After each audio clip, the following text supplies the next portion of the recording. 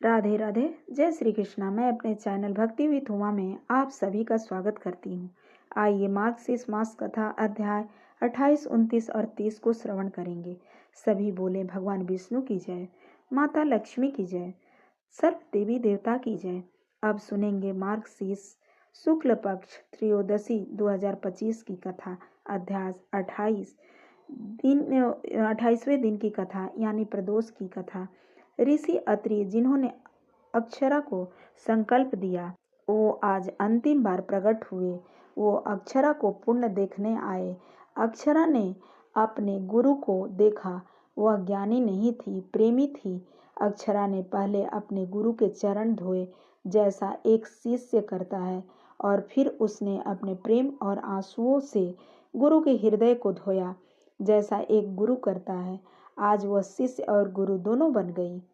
उसे कृष्ण और सुदामा की कथा याद आ गई, जहाँ भगवान श्री कृष्ण ने मित्र सुदामा के चरण धोए हुए थे। प्रदोष था, इसलिए उसे शिव जी की कथा याद आ गई। शिव जी आदि गुरु हैं और गुरु शिष्य का संबंध कैलाश जितना ही पवित्र है। अत्रि ऋषि मुस्कुराए और उन्होंने उसे पूर्णिमा के अंतिम तप का आशीर्वाद दिया। वहीं जमुना में जल समाधि ले ली। गुरु विदा हो गए।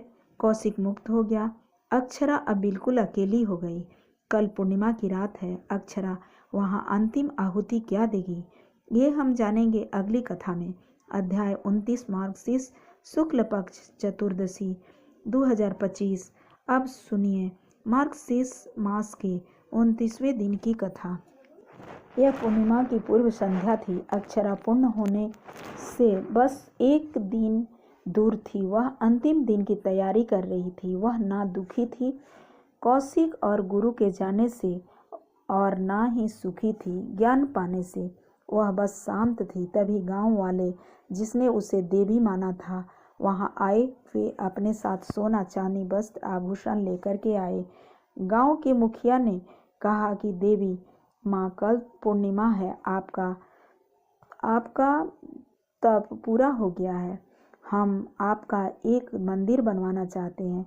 यह अंतिम परीक्षा थी पूजा की, प्रतिष्ठा की। अक्षरा को कबीर की कथा याद आई, जिन्होंने पूजा और पाखंड का खंडन किया, जिन्होंने कहा था कि ईश्वर मंदिर में नहीं घर घर में है।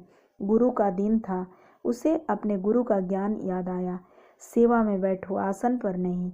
अक्षरा ने उन सब आभूषणों को लेने से मना कर दिया। उसने कहा कि मेरा तप मेरी आत्मा के लिए था, मंदिर के लिए नहीं। यदि तुम कुछ देना चाहते हो तो ये सब ले जाओ और भूखों को अन्न दो। और उसने वो गांव वालों से केवल एक मुट्ठी अन्न मांगा और वह अन्न पक्षियों को डाल दिया। उसने पूजा और सिद्धि के अंतिम मोह को भी आज त्याग दिया। कल अंतिम दिन है, पूर्णिमा की रात। अक्षरा का प्रारब्ध अब क्या करेगा? क्या वह जन्म लेगा या वह प्रकाश बन जाएगा? ये सब हम जानेंगे अगले अध्याय की अंतिम कथा में। अध्याय 30 मार्गशीर्ष शुक्ल पक्ष पूर्णिमा 2025 दत्तात्रेय जयंती। अब सुनिए मार्गशीर्ष शुक्ल पक्ष की 30वें अध्याय की कथा और अंतिम दिन पूर्णिमा की कथा। 30 दिन दत्तात्रेय जयंती का पर्व है।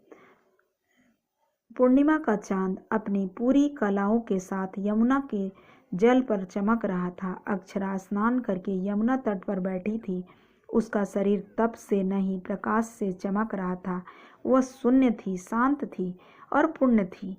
उसने आंखें बंद की और तब वो हुआ जिसके लिए वह 30 दिन का तप हुआ था। अक्षरा ने देखा उसके गर्भ से कोई बालक नहीं, एक प्रकाश का पुंज गोला बाहर आ गया। वह प्रकाश अक्षरा के सामने आया और उसने द्विज शिशु का रूप ले लिया। और वही बालक जो स्वप्न में रो रहा था, वही प्रेत जो अमावस्या को मारने आया था, वही प्रकाश जो आज पूर्ण हो गया था। अक्षरा की आंखों में आंसू थे, पर ये दुख के नहीं, पूर्णता के थे। उसने उस दिव्य शिशु को गोद में उठाया और पूर्व जन्म की अरुणिमा ने जो मोक्ष के लिए नहीं किया था, अक्षरा ने वह प्रेम के लिए पूरा किया। उसने अपना वात्सल्य, दूध और प्रेम उस शिशु को पिलाया। दत्तात्रेय जयंती के शुभ दिन माँ अनसुईया की कथा याद आई।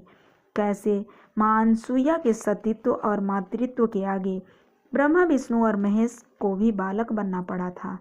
और उसे कृष्ण और यशोदा की कथा याद आई। यशोदा ने परम ब्रह्म को नहीं पाला था, पुत्र को पाला था। जैसे ही वो बालक रुका हुआ प्रारब्ध तृप्त हुआ, वह मुस्कुराया। वह कोई श्राप नहीं था, वह अधूरा प्रेम था।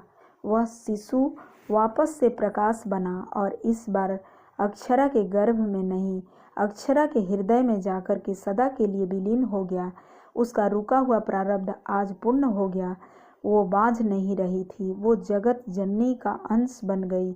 मार्गशीर्ष का तप आज पूरा हुआ।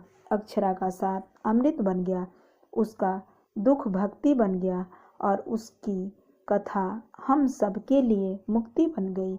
यही है मार्गशीर्ष का वरदान, यही है श्री कृष्ण का प्रेम, अंतिम विश्राम, कृष्ण प्रेम से पूर्णता। और इस प्रकार मार्गशीर्ष की यह दिव्य कथा, अक्षरा के तप की यात्रा आज पूर्ण हुई। वह शून्य से प्रारंभ हुई थी और पूर्ण पर समाप्त हुई। हम सब ने इस मात्र के आरंभ में 5 रहस्य प्रश्न पहले सुने थे और आज इस कथा के अंत में हम सबके उत्तर जानते हैं। हमारा पहला प्रश्न था कि हमारे गर्भ में क्या पलता है। उत्तर है कि हमारे अधूरे कर्म ही रुका हुआ है, प्रेम ही प्रारब्ध बनकर पलता है। हमारा दूसरा प्रश्न था कि मोक्ष को ना कब कहते हैं। उस उत्पन्ना एकादशी के दिन, जब अक्षरा ने हमें सिखाया कि प्रेम का मार्ग मोक्ष के मार्ग से भी ऊंचा है। तीसरा प्रश्न था कि प्रतीक्षा सबसे बड़ा तप क्यों है, क्योंकि सबरी की भांति हमारे विश्वास की परीक्षा लेती है। चौथा प्रश्न था कि गुरु क्या छीन सकता है। उत्तर है, गुरु केवल ज्ञान नहीं देता, वह मोह को काटने के लिए हमारा सर्वस्व पुत्र भी मांग सकता है, जैसा अत्रि ने किया था। और हमारा अंतिम प्रश्न है कि पूर्ण हो जाने में और पा लेने में क्या अंतर है। उत्तर है, पुत्र को पा लेना क्षणिक था, पर मातृत्व से पूर्ण हो जाना ही असली मोक्ष है। अक्षरा ही यह कथा उसकी नहीं, हम सबकी है। हम सबके भीतर कोई ना कोई ग्रंथि बंधी है, कोई ना कोई प्रारब्ध रुका हुआ है। यह मार्गशीर्ष का पवित्र महीना हमें वही तप करने का, वही ग्रंथियों को खोलने का अवसर देता है। मैं हरि भगवान श्री कृष्ण से प्रार्थना करती हूँ कि इस कथा के भ्रमण मात्र से, इस दिव्य ज्ञान के एकमात्र कण से भी आपके जीवन के सभी रुके हुए कार्य पूर्ण हो जाएं, आपके जीवन में आनंद और प्रेम का प्रकाश आए। यदि इस मार्गशीर्ष में अक्षरा की कथा प्रेरणा ने आपको छुआ हो तो इस भक्ति गंगा को केवल अपने तक मत रखिएगा, इसे अपने परिवार के साथ और मित्रों के साथ साझा करें, ताकि यह ज्ञान और शांति सब तक पहुंच सके। इस वीडियो को एक लाइक दे करके अपना भेंट दें, ताकि इसी तरह से ज्ञानवर्धक कथाएं आपको मिलती रहे। वीडियो को चैनल को सब्सक्राइब भी करें और कमेंट में राधे राधे लिखें। मैं अपनी वाणी को यहीं पर विराम देती हूँ, विश्राम करती हूँ। ओम नमो भगवते वासुदेवाय।